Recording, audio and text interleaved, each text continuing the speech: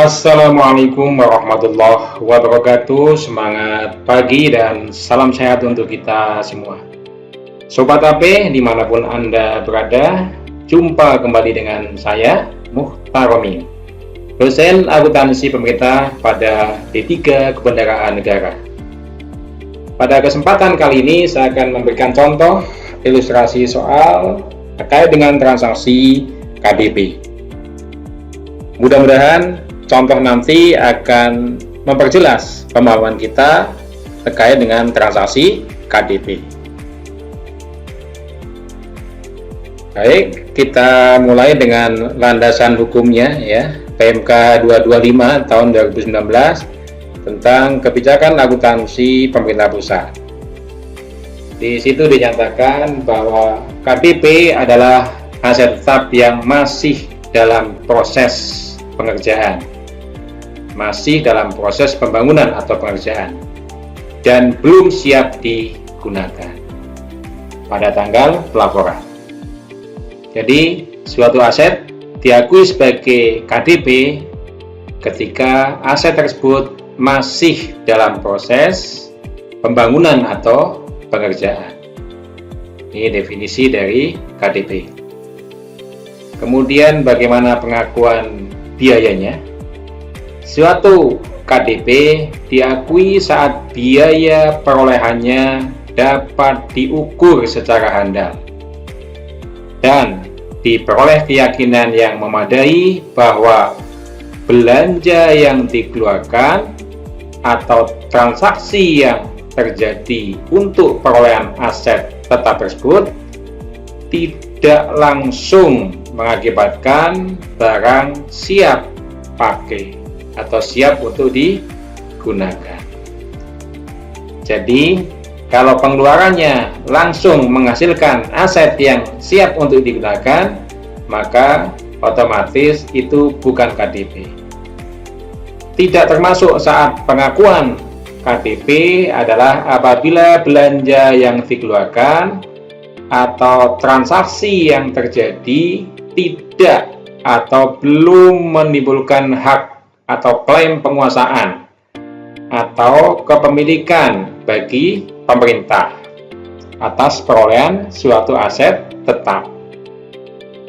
Jadi kalau pengeluaran belanjanya belum ada progres pekerjaannya, maka belum dapat diakui sebagai KDP.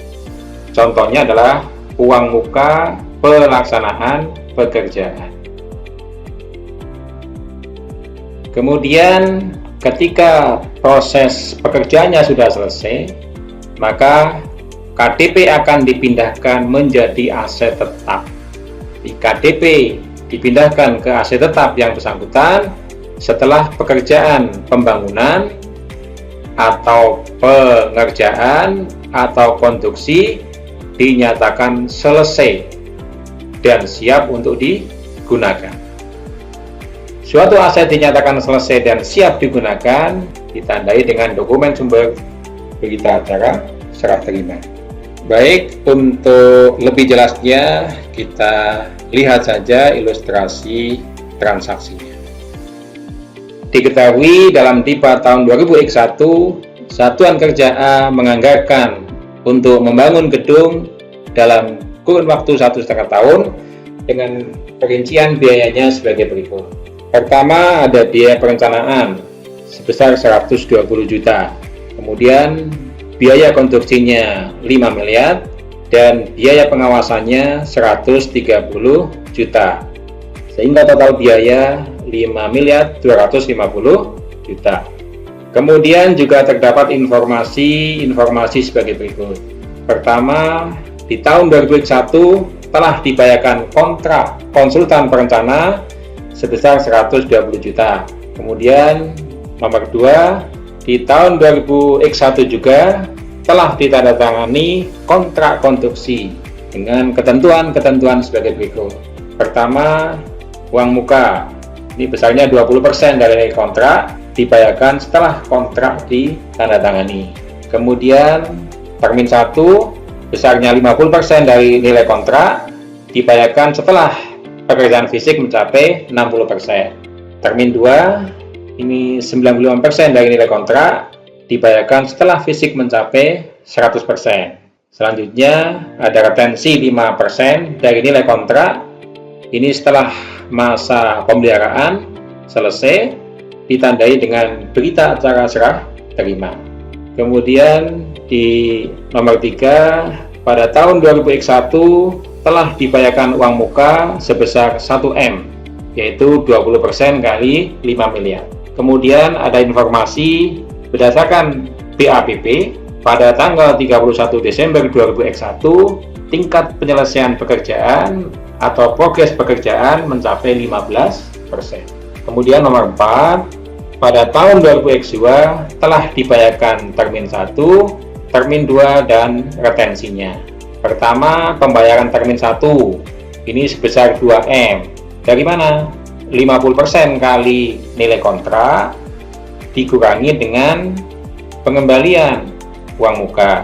50% kali uang muka.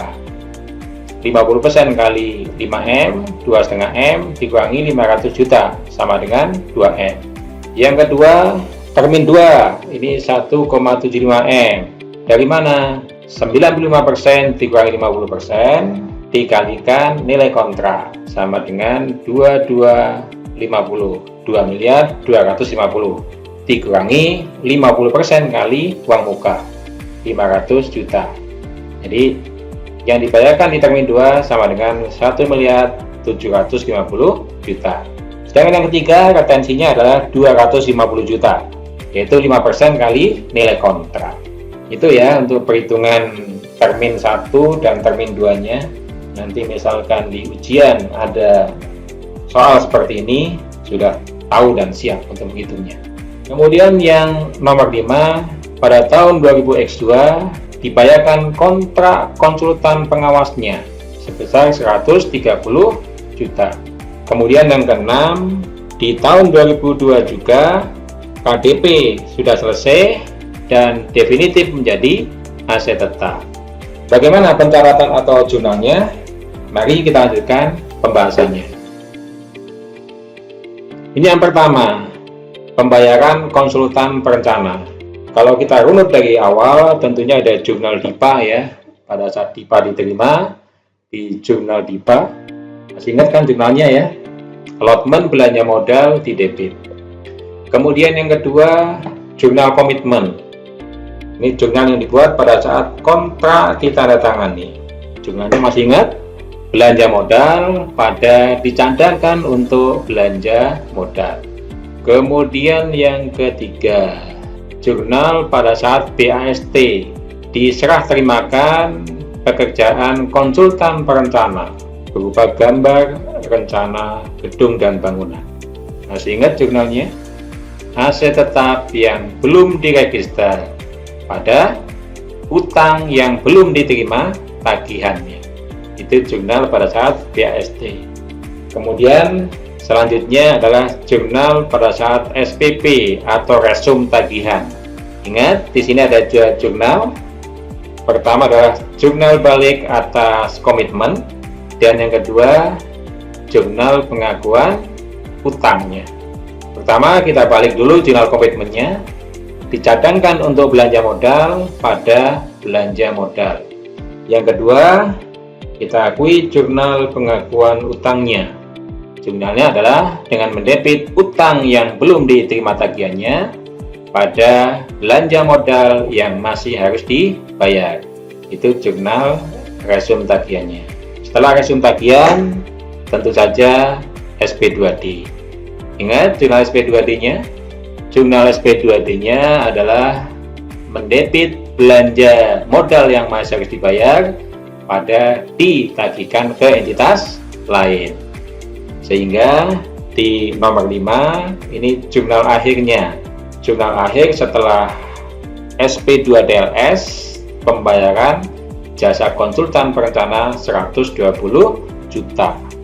Jurnal yang tersisa adalah aset tetap yang belum diregister pada ditagihkan ke entitas lain.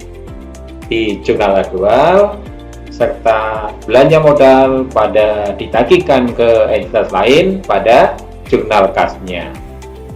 Baik, sampai di sini cukup jelas. Kita lanjutkan ke nomor 6, menerima ADK KTP dari SIMAK. Jadi pada saat BAST, SIMAK menerima data aset. Dokumen BAST-nya diinput oleh SIMAK. Kemudian hasil inputan dari SIMAK akan menghasilkan jurnal KTP pada aset tetap yang belum diregister. Sehingga di nomor 7, jurnal akhir setelah unit akuntansi keuangan menerima ADK dari SIMAK adalah KTP pada ditagihkan ke entitas lain. Jelas ya sampai di sini ya. Jadi KTP pada ditagihkan ke entitas lain itu adalah jurnal akhir yang muncul di unit akuntansi keuangan setelah menerima ADK KTP dari SIMAK. Sedangkan di jurnal kasnya ini tidak ada perubahan, tidak ada pengaruhnya, sama dengan jurnal ketika SP2D LS. Baik, kita lanjutkan. Nah, ini jurnal yang selanjutnya adalah jurnal atas pembayaran uang muka. Prosesnya sama ya. Pertama dari mulai komitmen untuk mencatat kontraknya. Yang kedua adalah jurnal resume tagihan. Masih ingat kan? Aset tetap yang belum register pada belanja modal yang masih harus dibayar. Kemudian setelah resume tagihan, tentu saja SP2D. Jurnal SP2D-nya adalah belanja modal yang masih harus dibayar pada ditagihkan ke entitas lain. Sehingga jurnal akhir setelah SP2D LS pembayaran uang muka kontrak adalah aset tetap yang belum diregister pada ditagihkan ke entitas lain. Baik, jadi jurnal aset tetap yang belum diregister pada ditagihkan ke entitas lain ini akan bertahan seperti ini sebagai default dari aplikasi atau jurnal standar sampai dengan unit akuntansi barang atau SIMAK BMN ini mengirimkan ADK mengenai progres pekerjaan. Misalkan pada tanggal 31 Desember SIMAK BMN mengirimkan ADK mengenai progres pekerjaan sebesar 15% atau 750 juta. Maka jurnal yang dibawa dari SIMAK BMN adalah KDP pada aset tetap yang belum diregister. Kemudian pada tanggal 31 Desember 2001 kita buat jurnal penyesuaian untuk mengakui selisih antara uang muka yang kita bayarkan dengan progres pekerjaan yang sudah dicapai. Uang mukanya 1M, kemudian KDP-nya 750 juta, sehingga ada selisih 250 juta. Selisih 250 juta ini kita akui di tanggal 31 Desember sebagai uang muka belanja. Uang muka belanja pada aset tetap yang belum diregister, 250 juta. Jurnal penyesuaian ini hanya berumur 1 malam. Jadi dibuat pada tanggal 31 Desember dan tanggal 1 Januarinya, esok harinya dibalik.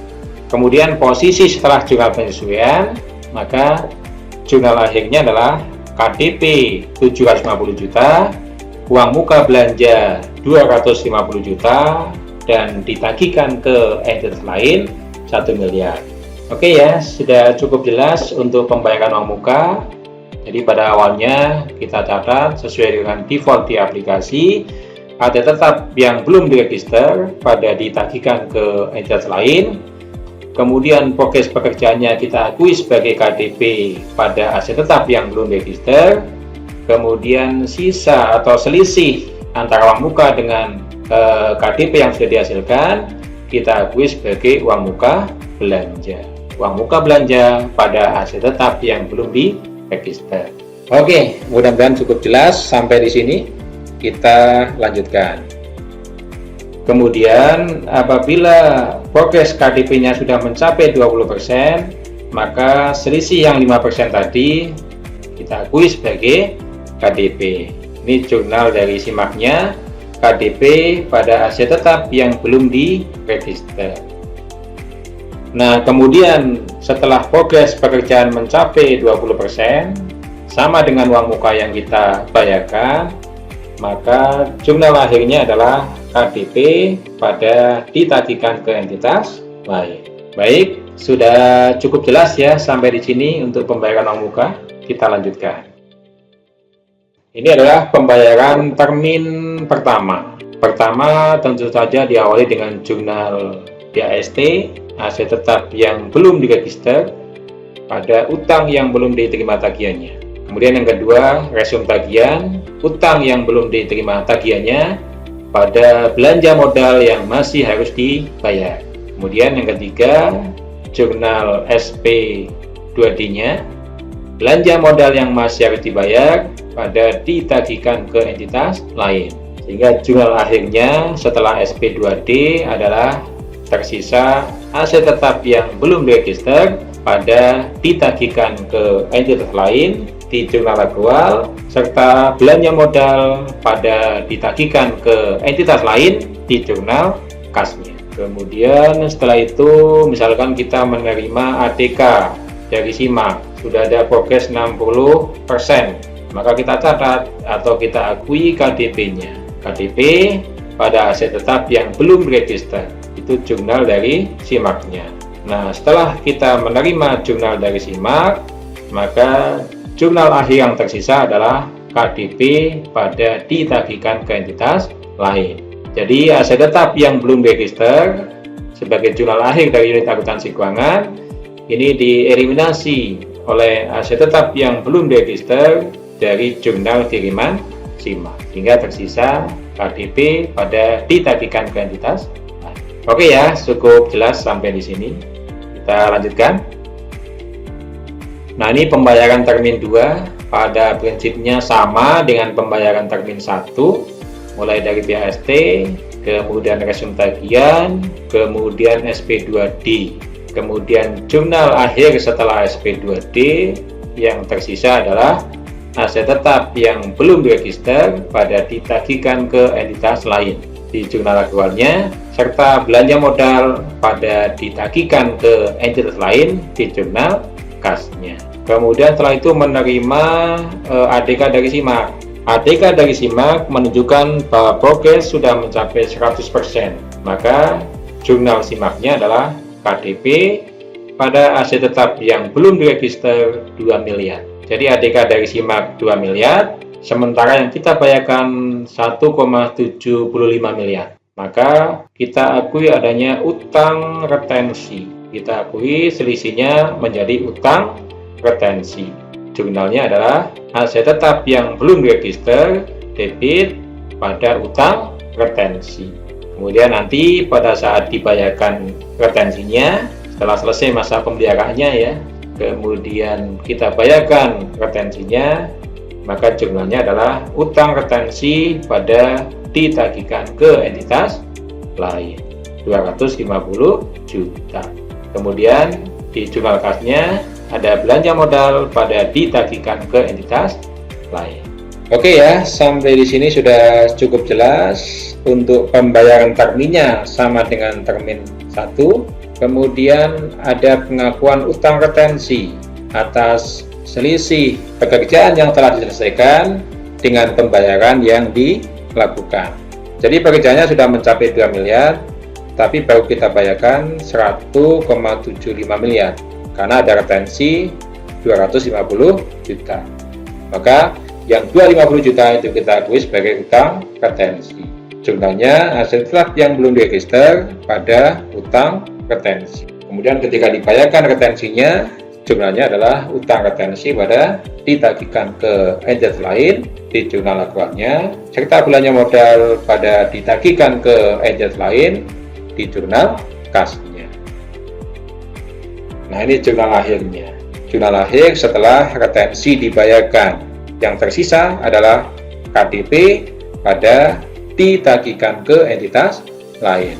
KDP pada ditagihkan ke entitas lain di jurnal aktual, serta belanja modal pada ditagihkan ke entitas lain di jurnal kas. Oke ya, sampai di sini sudah cukup jelas saya kira. Kita lanjutkan. Kita lanjutkan ke pembayaran konsultan pengawasnya. Pembayaran konsultan pengawas ini pada prinsipnya sama dengan pembayaran konsultan perencana, dimulai dari jurnal komitmen, kemudian serah terima pekerjaan pengawasan konstruksi, kemudian resume tagihan, kemudian SP2D. Nah, ini jurnal akhirnya setelah SP2D adalah aset tetap yang belum register pada ditagihkan ke entitas lain.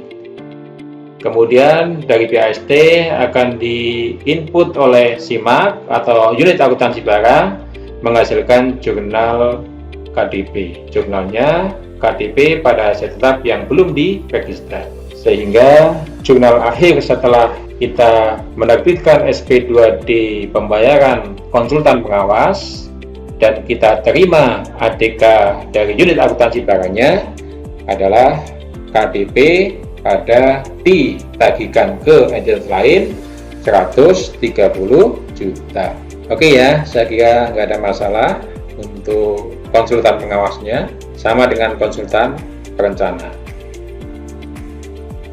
Baik, setelah KDP-nya diselesaikan serta asetnya siap untuk digunakan, maka langkah terakhir adalah melakukan reklasifikasi atau reklas dari KDP ke gedung dan bangunan. Masih ingat tadi jurnal akhir setelah SP2D semua pembayaran, dari mulai pembayaran konsultan perencana, pembayaran uang muka, pembayaran termin 1, termin 2, dan pembayaran retensi. Yang tersisa jumlahnya adalah KDP pada ditagihkan ke entitas lain untuk jurnal aktualnya, serta belanja modal pada ditagihkan ke entitas lain untuk jurnal kasnya. Nah, reklas dari KDP ke aset tetap definitif berupa gedung dan bangunan ini dilakukan oleh unit akuntansi barang atau SIMAK PMN atau modul aset kalau di Sakti. Nah, ini jurnal kirimannya adalah gedung dan bangunan pada KDP sebesar 5.250.000.000 gedung dan bangunan pada KDP. Sehingga jurnal akhirnya setelah kita bayar semuanya, kemudian kita menerima ADK dari unit akuntansi barang adalah gedung dan bangunan pada ditagihkan ke entitas lain. Karena KDP di unit akuntansi keuangan ini sudah dieliminasi oleh KDP dari unit akuntansi barang, sehingga jurnal akhirnya setelah ADK reklas diterima adalah gedung dan bangunan pada ditagihkan ke entitas lain sebesar 5.250.000.000. Sedangkan di jurnal kasnya ini tidak ada perubahan ya dari jurnal setelah pembayaran SP2DLS terakhir. Belanja modal pada ditagihkan ke entitas lain 5.250.000.000. Oke, mudah-mudahan sampai di sini sudah cukup jelas bagaimana pencatatan atas transaksi KDP, mulai dari pembayaran konsultan perencananya, kemudian pembayaran uang mukanya, pembayaran termin 1, termin 2 sampai retensinya kita sudah selesaikan. Baik, sampai di sini mudah-mudahan sudah cukup jelas bagaimana pencatatan transaksi KDP, mulai dari pembayaran uang muka, kemudian termin 1, termin 2, sampai pembayaran retensinya, ditambah dengan pembayaran konsultan perencana dan konsultan pengawas. Ini sudah lengkap ini transaksi KDP-nya. Jadi nanti kalau soal KDP keluar di ujian sudah tidak ada masalah, semuanya sudah jelas. Baik, kita lanjutkan. Nah, ini pengaruhnya di laporan keuangannya. Pertama, dari sisi LO-nya tidak ada pendapatan dan tidak ada beban, sehingga surplus defisitnya 0. Kemudian dari sisi LP-nya kita tidak memiliki informasi ekuitas awalnya 0. Kemudian surplus defisit LO-nya juga 0. Kemudian transaksi antar entitas ini ditagihkan ke entitas lain dikurangi dengan diterima dari entitas lain. Tadi kalau kita lihat di transaksinya ditagihkan ke entitas lain 5.250.000.000, sedangkan diterima dari entitas lainnya sama dengan 0, sehingga transaksi antar entitasnya sama dengan 5.250 juta. Ini yang menjadi ekuitas akhir di laporan perubahan ekuitas. Kemudian di neracanya tadi ada aset berupa gedung dan bangunan 5.250, kemudian kewajibannya 0 dan ekuitas 5.250 juta. Sehingga aset sama dengan kewajiban ditambah ekuitas. Oke ya, dari mulai transaksi KDP-nya sampai dengan pengaruh di laporan keuangannya sudah kita bahas. Mudah-mudahan ini bisa meningkatkan pemahaman kita terkait dengan pencatatan transaksi KDP. Hingga nanti pada saat ujian kita semua sudah tidak mengalami kesulitan. Baik, terima kasih atas perhatiannya. Selamat melanjutkan liburannya. Sampai jumpa pada video berikutnya dan Assalamualaikum warahmatullahi wabarakatuh.